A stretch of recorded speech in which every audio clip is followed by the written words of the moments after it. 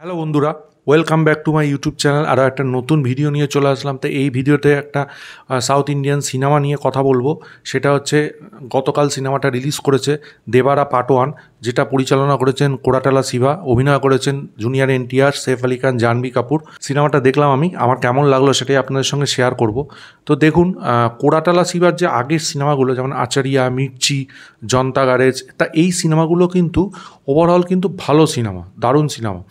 অনেকে যেরকম দেবারার টিজার যেরকম যখন এসেছিলো বা ট্রেলার এসেছিলো, খুব একটা এক্সপেকটেশন বা খুব একটা হাইপ কিন্তু সিনেমাটা নিয়ে ছিল না, বলাই চলে ছিল না। আমাদের এখানে তো একদমই ছিল না।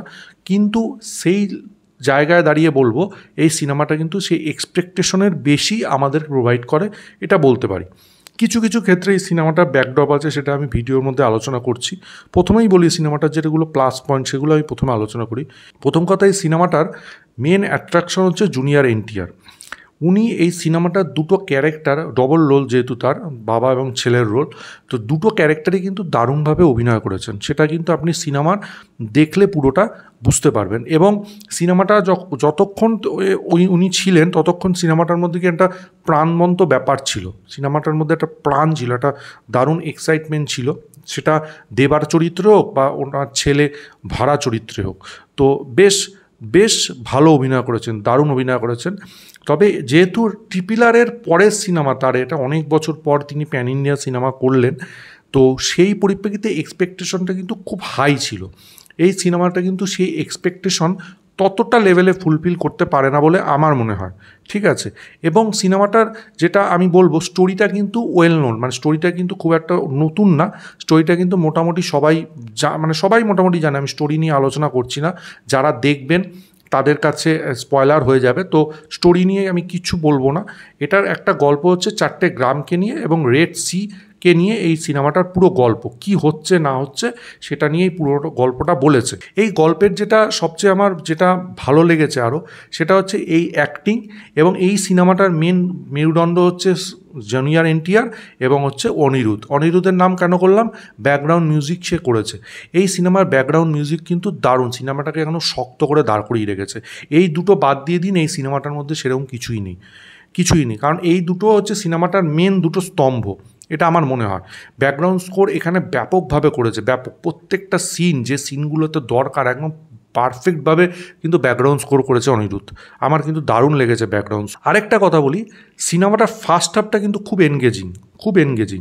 আমার পার্সোনালি মনে হয়েছে যখন দেবারা চরিত্রটা সেরকমভাবে দেখাচ্ছে না, সেই প্লটটার পর থেকে সিনেমাটা যেন একটু ডাউন হয়ে যায়, একটু স্লো মুভিং হয়ে যায়, বোরিং হয়ে যায়।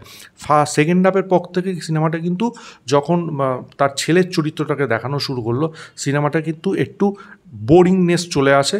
এবং আমি একটা কথা বলবো, আমার মনে হয়েছিল, আমি সেটা বলিনি, সেটা হচ্ছে জাহ্নবী কাপুরের ক্যারেক্টারটা কিন্তু এখানে একদমই ইউজলেস, মানে কোনোভাবেই দরকার ছিল না।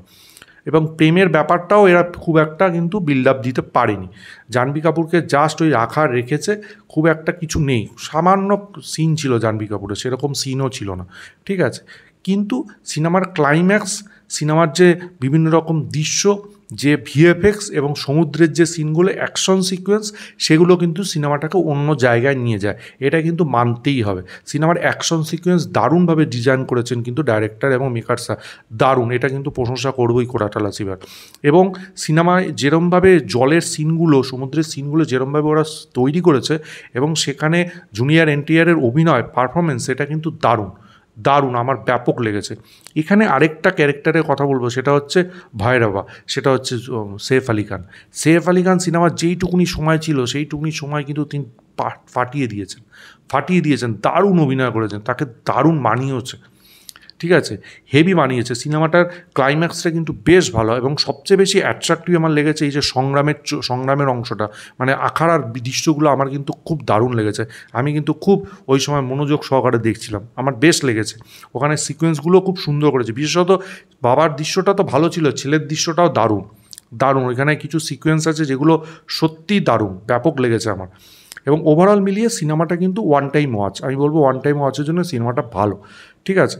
এবং সিনেমাটার যেগুলো ব্যাকড্রপ, সেগুলো হচ্ছে সিনেমাটার স্টোরি কিন্তু সবার কাছে মনে হবে একদম নোন স্টোরি।